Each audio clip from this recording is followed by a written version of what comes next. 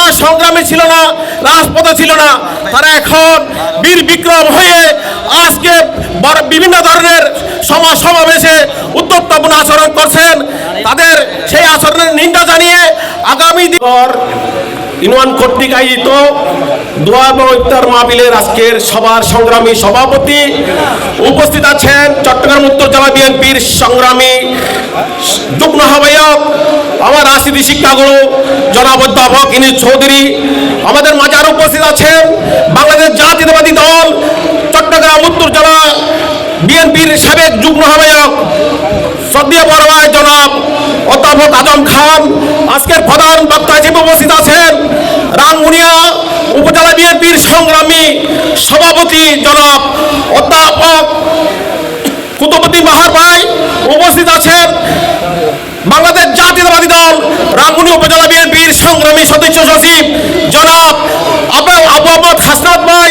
উপস্থিত আছেন চট্টগ্রাম উত্তর জেলা যুবদলের সংগ্রামী সাধারণ সম্পাদক জনাব মুরাদ চৌধুরী সহ দক্ষিণ রাজানগরের বিভিন্ন ওয়ার্ড থেকে আগত বিএনপি যুবদল ছাত্রদল এবং অঙ্গ সংগঠনের সংগ্রামী নেতৃবৃন্দ।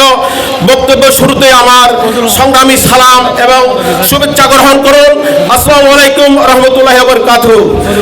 সংগ্রামী উপস্থিতি, আপনারা জানেন আমাদের দলের প্রতিষ্ঠাতা শহীদ রাষ্ট্রপতি জিয়াউর রহমান বলেছেন, ব্যক্তি চেয়ে দল বড়, দলে চেয়ে দেশ বড়।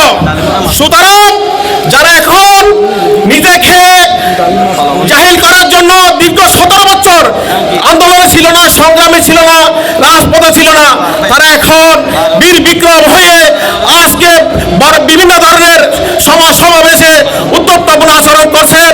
তাদের সেই আচরণের নিন্দা জানিয়ে আগামী দিনে দেশ নায়ক তারেক রহমানের নেতৃত্বে বাংলাদেশে যে নির্বাচন হবে সেই নির্বাচনে সংখ্যাগরিষ্ঠ অর্জনের মধ্য দিয়ে বাংলাদেশ জাতীয়তাবাদী দল সংসদে গিয়ে দেশের জনগণের ভোট এবং ভোট বাধ্যতাধিকার প্রতিষ্ঠা হবে সে আশা রেখে আজকের সমাবেশের সংক্ষিপ্ত বক্তব্য আমি এখানে শেষ করলাম।